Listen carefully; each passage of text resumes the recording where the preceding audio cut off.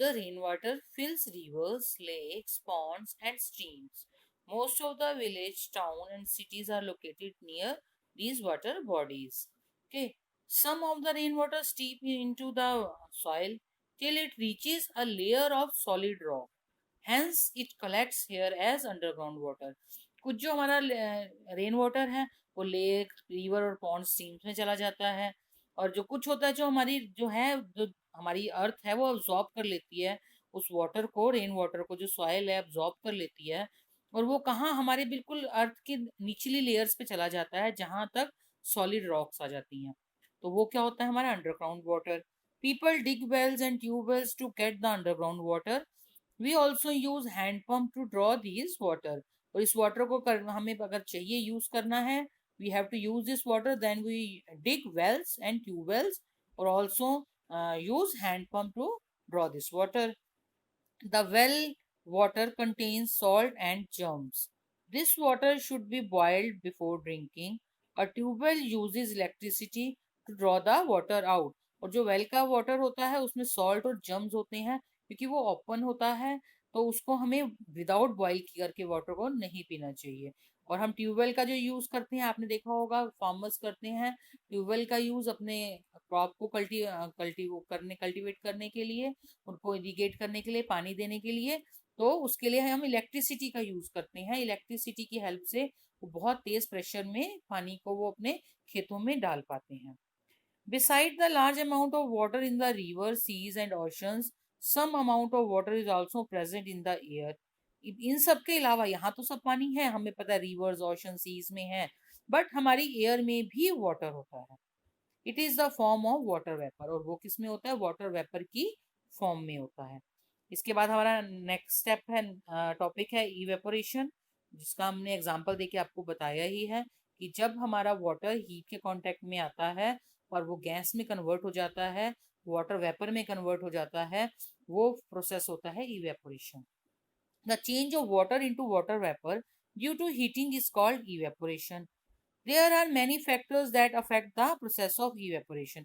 बहुत सारे फैक्टर्स हैं जो इस प्रोसेस को इफेक्ट करते हैं, मीन टू से इस प्रोसेस के रीजन बनते हैं या इस प्रोसेस को बढ़ाते या घटाते हैं वो फैक्टर जो अफेक्ट करते हैं। फर्स्ट है water evaporates when it is left in the open.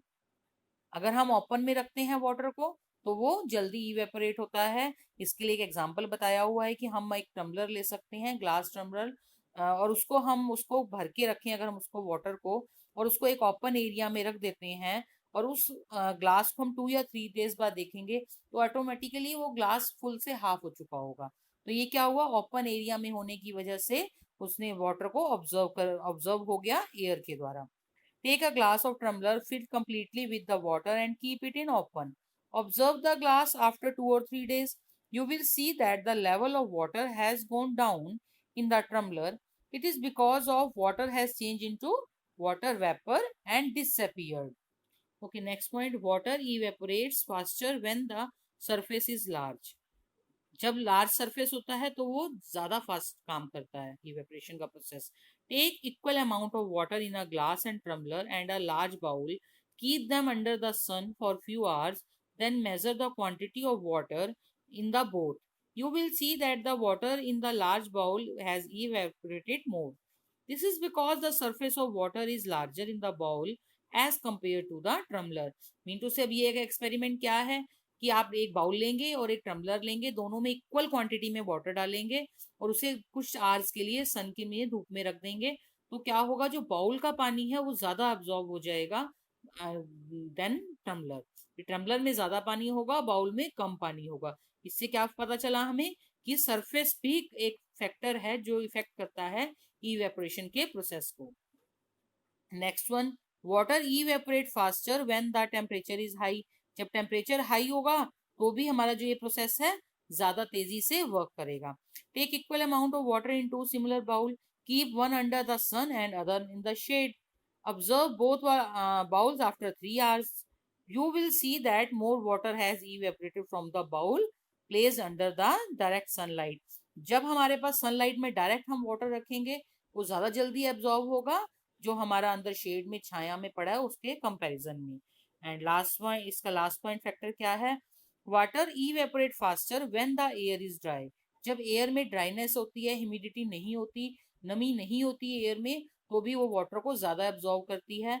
इसका एग्जांपल नॉर्मल सी ये बात कही जा सकती है कि अगर हमने कपड़े धोए हैं, गीले कपड़े अगर हमने, जिस दिन हम धूप है, हमारे कपड़े जल्दी सूख जाएंगे क्योंकि एयर में नमी नहीं है, मॉइस्चराइजर नहीं है, तो वो जल्दी से उस वाटर को एब्जॉर्ब कर लेगी।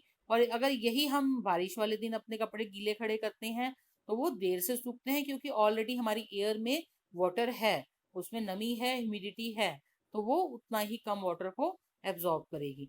ये कुछ एक्सपेरिमेंट्स हैं बेटा जो आप घर पे कर सकते हैं, अपने आप कर सकते हैं और फर्क देख सकते हैं। ओके, थैंक यू बच्चे।